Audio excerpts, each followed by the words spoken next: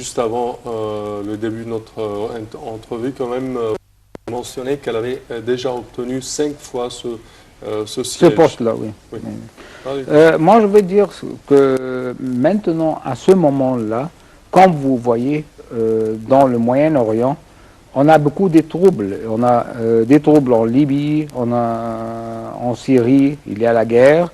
Et le problème syrien est très très compliqué. On a la guerre au Yémen, entre Yémen et l'Arabie Saoudite, et le problème au Yémen. On a en Irak, jusqu'à maintenant, le système n'est pas stable. Alors, si on voit la situation du Moyen-Orient maintenant, elle est très très fragile. Et on a beaucoup de problèmes. On a les problèmes des réfugiés syriens. On a les problèmes des civils, les gens civils qui sont morts chaque jour. On a la question palestinienne-israélienne qui a explodé. Il y a des troubles maintenant entre les Israéliens et le gouvernement israélien et les Palestiniens. Et chaque jour, le résultat, on a des civils qui sont morts chaque jour du Moyen-Orient. Alors, tout ça, ça a un effet négatif sur la situation économique et politique et sociale pour le Moyen-Orient. Alors, moi, je pense que c'est très, très important, et le temps est très important maintenant, d'avoir un voix pour les pays arabes et pour les pays africains, certainement, parce que, comme vous savez, l'Égypte est part de l'Afrique. Oui, alors, pour donner et expliquer et donner une idée en détail avec les problèmes qu'on a ici dans cette région et peut-être donner une solution pour avoir un paix permanent dans cette région que beaucoup de gens souffrent maintenant.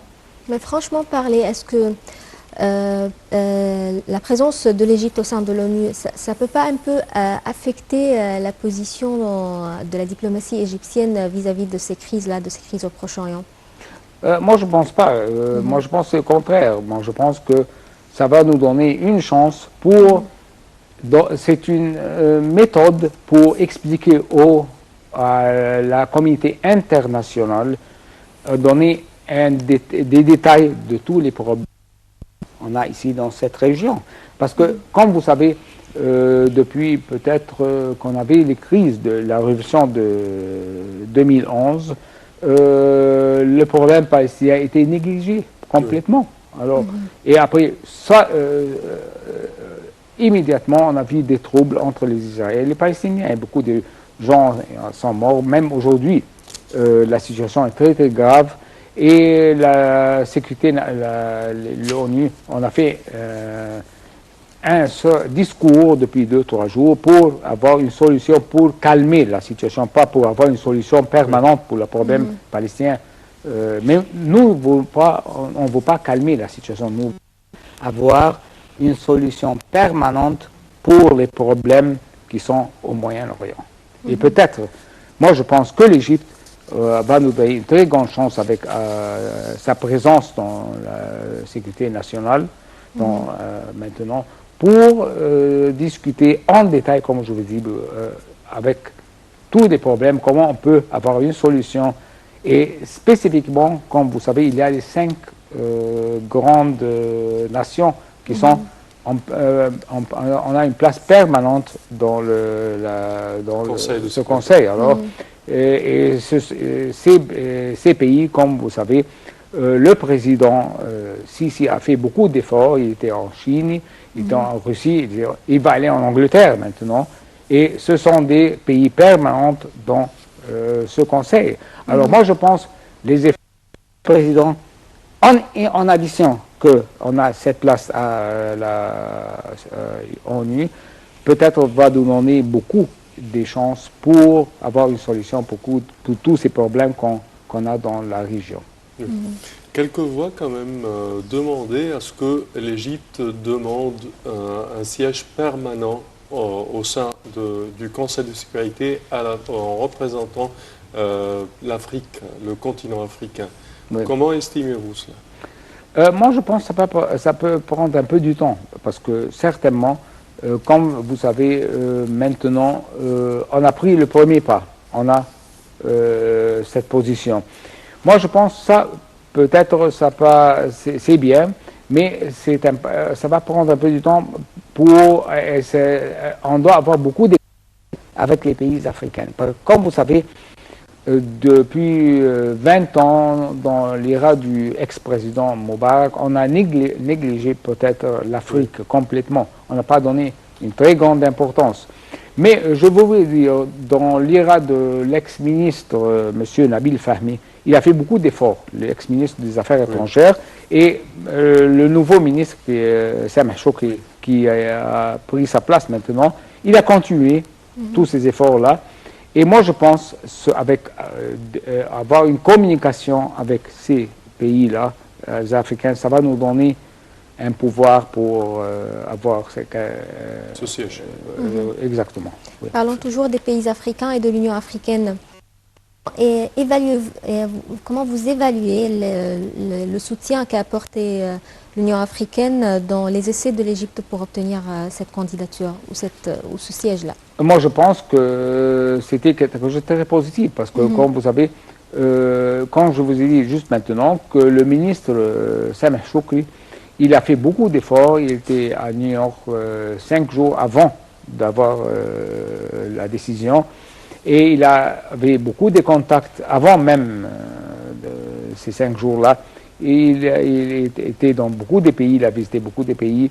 Alors il a fait un extraordinaire effort pour avoir le support de ces pays-là. Alors moi je pense que ça va marcher bien. Donc vous voyez qu'on peut revenir comme la situation qui était auparavant, c'est-à-dire les bonnes relations avec les pays africains, et l'Égypte était toujours le leader de ces pays-là. Moi, je pense, oui, mais ça va prendre un peu du temps. Comme je vous ai dit maintenant, on a négligé ces pays-là depuis dans l'ère de l'ex-président M. Moubarak. Maintenant, ça va prendre beaucoup d'efforts. Certainement, on a un très grand problème maintenant, c'est le barrage de Narda avec l'Éthiopie. Nous, c'est très très important d'avoir des bonnes relations avec... Je pense que l'Éthiopie a voté contre dans le vote, je crois. Moi, je ne suis pas très sûr, mais moi, je pense que... je parle de la problème du barrage maintenant. Si on a le support des pays africains, on a de bonnes relations avec tous ces pays-là, ça va nous donner un pouvoir pour avoir une solution pour ce barrage-là. Parce que, je ne sais pas si vous savez ça ou non, 50% du barrage était construit maintenant. Alors, il y a beaucoup de progrès. Alors, et ça, ce serait très, très dangereux pour le Soudan et pour l'Égypte. C'est un très, très grand problème. Alors. Et qu'est-ce que ça va nous donner, outre bien sûr la question du barrage, qu'est-ce que ça va nous donner sur le plan économique? Définitivement, comme vous savez, le continent africain, c'est un très grand marché pour les produits égyptiens. On pourra avoir un commerce entre les pays africains et l'Égypte via la COMESA. Vous savez, il y a l'organisation africaine pour encourager les investissements et le commerce entre les pays africains et l'Égypte. Alors, on peut réactiver toutes ces activités pour le bénéfice de l'Égypte et pour les pays africains. Et comment trouvez-vous quand même les retombées sur les dossiers régionaux, surtout avec, vous avez déjà mentionné, les crises qui embrasent la région jusqu'à présent, que ce soit en Syrie par exemple ou au Yémen, un rôle de l'Égypte au sein du Conseil de sécurité, est-ce que vraiment ça peut aider à résoudre de tels problèmes? Moi je pense oui, parce que l'Égypte maintenant va avoir un contact avec les 5 pays qui sont très importants dans la sécurité nationale, au Conseil de sécurité. Alors ça va donner un pouvoir pour avoir une présence et une communication avec ces pays-là pour présenter peut-être les solutions pour avoir une paix permanente dans ces pays-là. C'est très très important. Parfait. Spécifiquement, je veux dire, la situation en Syrie est très très dangereuse. Parce que la Syrie, c'est un pays très très important pour l'Égypte. C'est un pays stratégique en location. Et c'est très très important d'avoir une solution pour la situation syrienne. C'est très très important pour l'Égypte. Pour la sécurité nationale d'Égypte. Ah, certainement. Ouais. Certainement. Parlant économie un peu, est-ce que la présence de l'Égypte au sein de l'ONU, ça peut aider un peu l'économie, le redressement de l'économie, les investissements en Égypte, ça peut encourager les investisseurs? Moi, je vais vous dire, ça c'est une très bonne question que vous avez posée. Mais moi, je pense, en addition que ce que vous avez dit, la réponse à votre question, c'est certainement oui. Mais en addition de ça, c'est très très important qu'on doit réviser toutes les lois ici, des investissements, les lois civiles.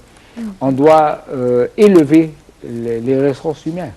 Parce que je ne sais pas si vous avez vu hier à la BBC depuis 2-3 jours, on a parlé, il y avait un programme en Égypte, l'industrie en Égypte, comment on peut élever les usines et tout ça. Il y a deux problèmes à la BBC. Le premier problème, c'est les lois. Ici, les lois, la bureaucratie égyptienne, des employés au gouvernement. Numéro 2, c'est on n'a pas les experts dans les ressources humaines. On a besoin des calibres que pour le système d'éducation, malheureusement, ne nous donne pas les ressources humaines qu'on a besoin dans le marché. Alors c'est très très important d'élever le système d'éducation et en même temps avoir les ressources humaines pour élever l'économie. Et les lois, changer les lois, c'est très très important. Parce que jusqu'à maintenant, on avait une conférence à Sharm el-Sheikh. Jusqu'à maintenant, je ne sais pas si vous avez vu M. Sawiris, depuis une semaine, il a dit, je ne peux pas, on a demandé une question à M. Sawiris, Naguib Sawiris, pourquoi vous avez élevé tous vos investissements dehors de l'Égypte? Il a dit, parce que moi j'ai beaucoup de problèmes ici, avec les lois, avec les processus et tout ça, et moi je ne peux pas travailler dans un environnement comme ça. Alors, ça, on doit avoir, au début, encourager les investisseurs égyptiens. Et après ça, on doit encourager les investisseurs, les étrangers, après ça, vont venir. C'est très, très important. Parfait.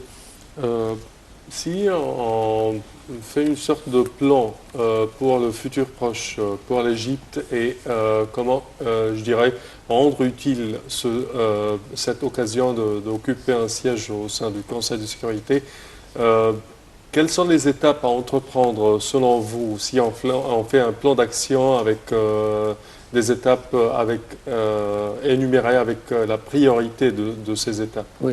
Je ne sais pas si vous avez vu hier, cette question a été posée à M. Hassanin Hekal. Oui.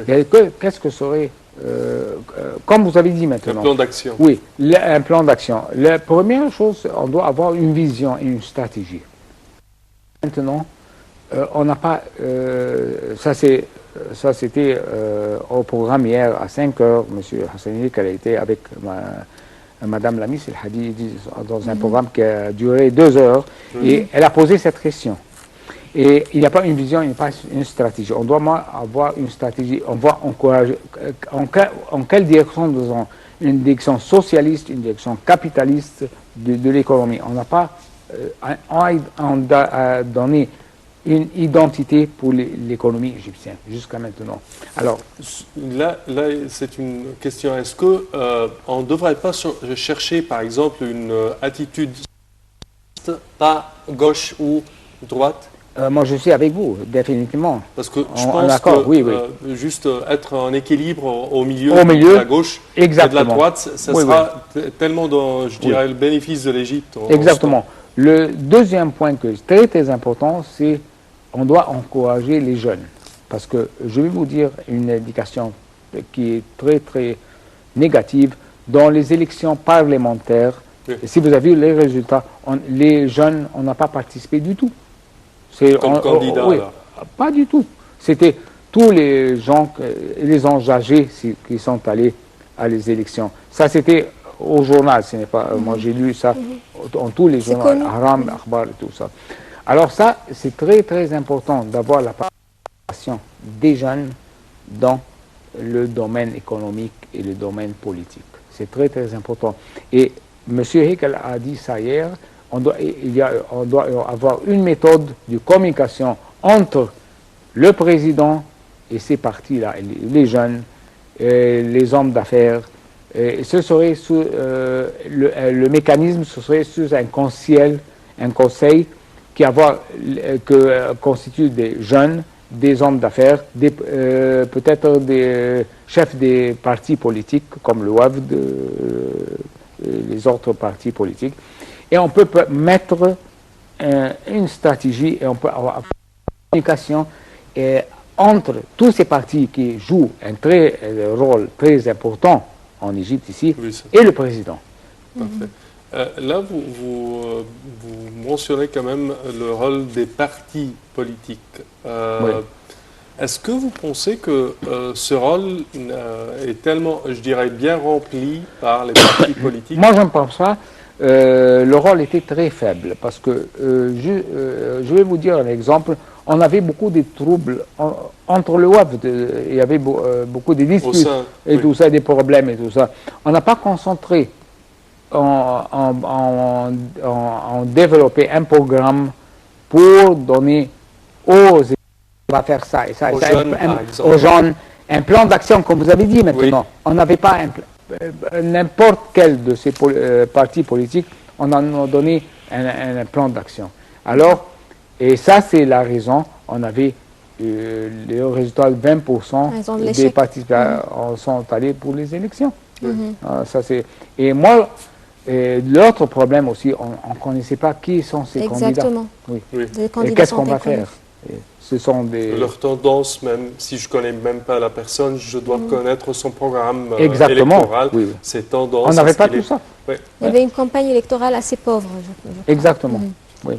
Espérons que ça se justifie quand même, parce que vraiment, on en a besoin. Le rôle des partis politiques Très dans la rue important. doit être ressenti. C'est un grand rôle, je dirais, à être tenu. Ça doit être appris aux gens aussi, c'est-à-dire les gens doivent apprendre l'importance des partis politiques et l'importance du Parlement. Oui, oui.